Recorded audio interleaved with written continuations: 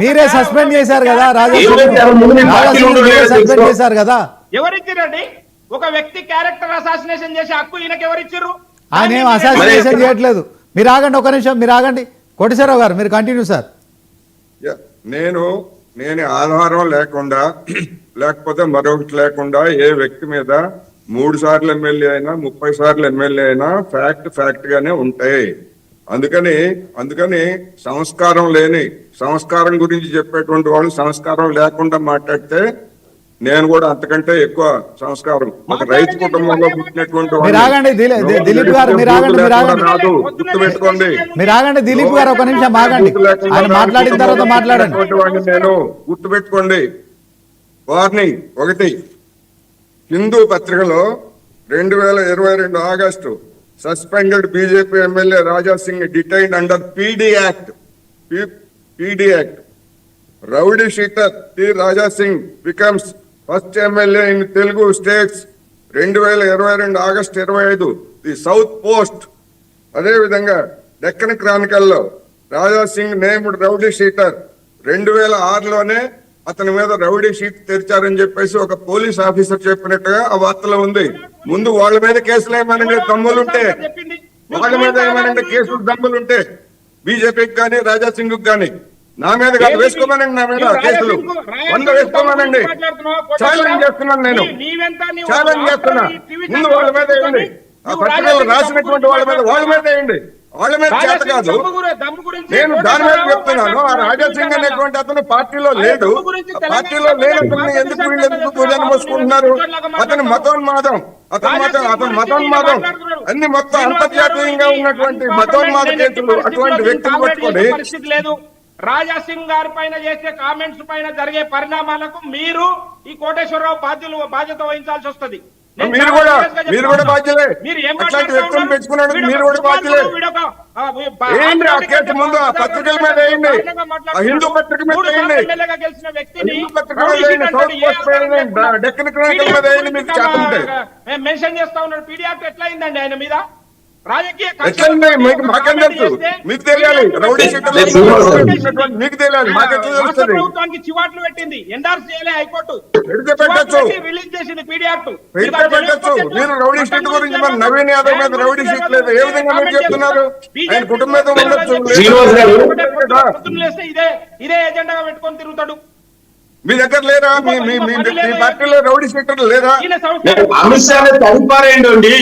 అమిత్ షా తడిపారైనటువంటి అమిత్ షా గారు దేశ హోంమంత్రి అయ్యాడు. సిగ్గు కదా, సిగ్గు తెచ్చుకోవాలి. తడిపారైన వ్యక్తి దేశానికి హోమ్ మినిస్టర్ అయ్యాడు. ఏం మాట్లాడతారండి? పోల్ రైట్ చేసి గుజరాత్ రైట్స్ కారణమైన వ్యక్తి దేశ ప్రధాని అయ్యాడు. సిగ్గు ఉండాలి ఇంకా మాట్లాడితే. అంటే ఒక బీసీ బిడ్డ మరి నవీన్ యాదవ్ వచ్చినప్పుడు నువ్వు ఒక బీసీగా సిగ్గు లేకుండా మాట్లాడితే నవీన్ యాదవ్ మీద ఇప్పుడు నేను ఏం చేయాలి? ఇప్పుడు టీవీ చెప్పేసా నవీన్ యాదవ్ గురించి మాట్లాడినావు కదా, నవీన్ యాదవ్ గురించి నిన్నేం చేయాలి? ఇప్పుడు నిన్నేం చేయాలి? అంటే ఒక కనీస గౌరవం లేకుండా మాట్లాడితే ఎట్లండి?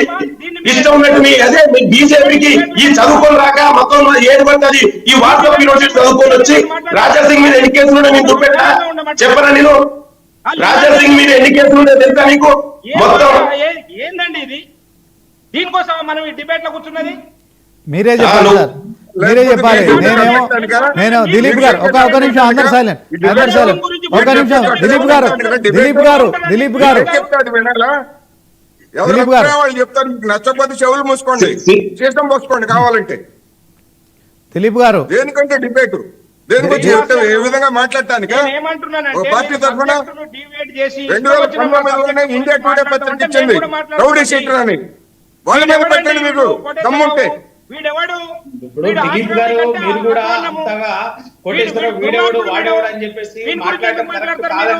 అట్లా వాడు వీడని మాట్లాడదు దిలీప్ గారు. మీరంతా ఎందుకు కోల్పోతున్నారో అర్థం కావట్లేదు. ఎందుకు అంత సహనం కోల్పోతున్నారు?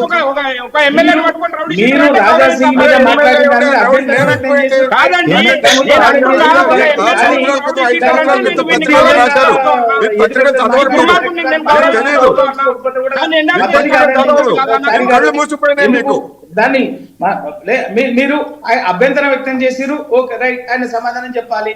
రెండు, దానికి ఆధారాలు చూపించమన్నారు. ఓకే, దానికి సంబంధించి ఉంటుంది, కోటేశ్వరరావు గారు మాట్లాడతారు. లేదనుకుంటే దాన్ని, కానీ మనం ఈ వేదిక మీద మనల్ని కూడా ప్యానల్ ఉన్నటువంటి వాళ్ళ మనం ఒకరొకరం కూడా పరస్పరం అభిప్రాయాలు, ఎవరి అభిప్రాయాలు వాళ్ళకు ఉంటాయి, ఎవరి ఆలోచనలు వాళ్ళకు ఉంటాయి, ఎవరికి ఉండే అవగాహన వాళ్ళకు ఉంటది. వాటిని మనం గౌరవించుకోవటం అనేది కూడా పరస్పర గౌరవించుకోవటం అనేది కూడా అవసరము. ఆయన అభిప్రాయంతో దిలీప్ గారు ఒక్క నిమిషం, ఆయన అభిప్రాయాన్ని మీరు తప్పుపట్టొద్దు అంటలేను, మీరు ప్రశ్నించొద్దు. మీరు తప్పనిసరిగా ప్రశ్నించే హక్కు ఉన్నది, ప్రశ్నించండి. మీరు చేసిన ఆరోపణ తప్పు అనండి, నేను కాదంటలేదు. కానీ వాడు వీడని మనం కూడా, ఎందుకంటే మళ్ళీ వాటి మీదనే మాట్లాడుతున్నప్పుడు మనం పరస్పరం మనం కూడా గౌరవించుకోకపోతే కూడా సమాజానికి మంచి పార్టీల తరఫున రిప్రజెంట్ చేసి మాట్లాడుతున్నప్పుడు ఎందుకంటే కొంత బాగుండదు. కొంచెం ఆ సహనాన్ని పాటించడం మంచిది అన్నది నేను విజ్ఞప్తి. శ్రీనివాస్ గారు నేను ఒక్క నిమిషం లింగయ్య యాదవ్ గారు ఆగండి, ఆయన మాట్లాడండి. శ్రీనివాస్ గారు, నేనేమంటున్నానంటే రాజాసింగ్ పైన రౌడీ షీట్ లేదు, రాజకీయ ప్రేరితమైన పీడీ యాక్ట్ పెట్టినరు, దాన్ని హైకోర్టు కొట్టేసింది, ఎండార్స్ చేయలేదు. ఎక్కడ అన్నెసరీ రాజాసింగ్ పైన కామెంట్ చేసి మీరు ఇప్పుడు ఈడ శ్రీశైలం యాదవ్ మీద బైండ్ ఓవర్ చేసిరు కాబట్టి అది ఫ్యాక్ట్ కాబట్టి నేను చెప్పిన నీవు అటువంటిది ఏదైనా ఫ్యాక్ట్ ఉంటే చెప్పు. అన్నెసరీ మీరు 3 సార్లు ఎమ్మెల్యేగా గెలిచిన ఒక వ్యక్తిని పట్టుకొని నువ్వు రౌడీ షీటర్ అని అనామత్ ఒక స్టేట్మెంట్ ఇస్తే నేను సపోర్ట్ చేయకుండా కూర్చుంటే అది ఎండార్ చేసిన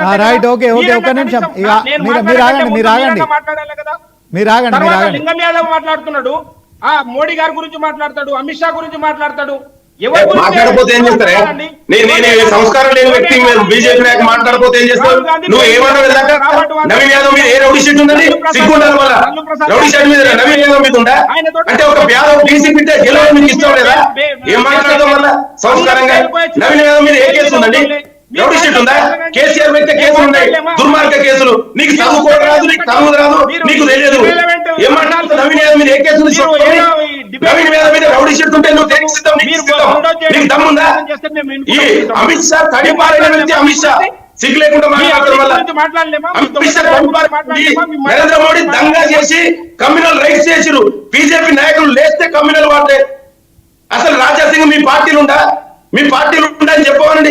నీకు దమ్ముంటే రాజాసింగ్ బీజేపీ ఉండని మీ నాయకుడు మీ అధ్యక్షులతో చెప్పించే దమ్ముందా నీకు? ఏదో ఇష్టం ఉన్నట్టు మాట్లాడేట్లా నీ డిబేట్ లకు వచ్చావు కానీ ఏది లేదంటే బట్టకాల్చి మీరు వేసి నవీన్ యాదవ్ మీద ఫస్ట్ మీరు అధ్యక్షులతో చెప్పానండి. రాజాసింగ్ బీజేపీ ఎమ్మెల్యే అని చెప్పించే దమ్ము లేదు నీకు. ఏం మాట్లాడతామండి?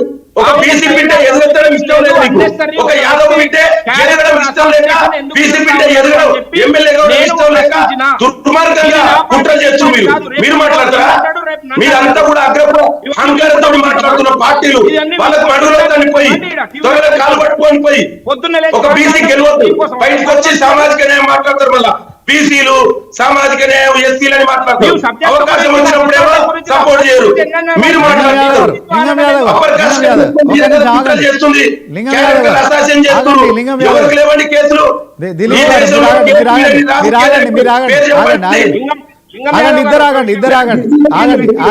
బీసీల కాడికి వచ్చే వరకే నీ కేసులు గుర్తొస్తాయి. అమిత్ షా దగ్గర కేసులు గుర్తురావు, కేసీఆర్ మీద కేసులు గుర్తురావు, కేటీఆర్ మీద కేసులు గుర్తురావు. ఆగండి ప్లీజ్ ఆగండి. సార్ కోటేశ్వరరావు గారు, జనసేన మద్దతు తీసుకుంటోంది బీజేపీ.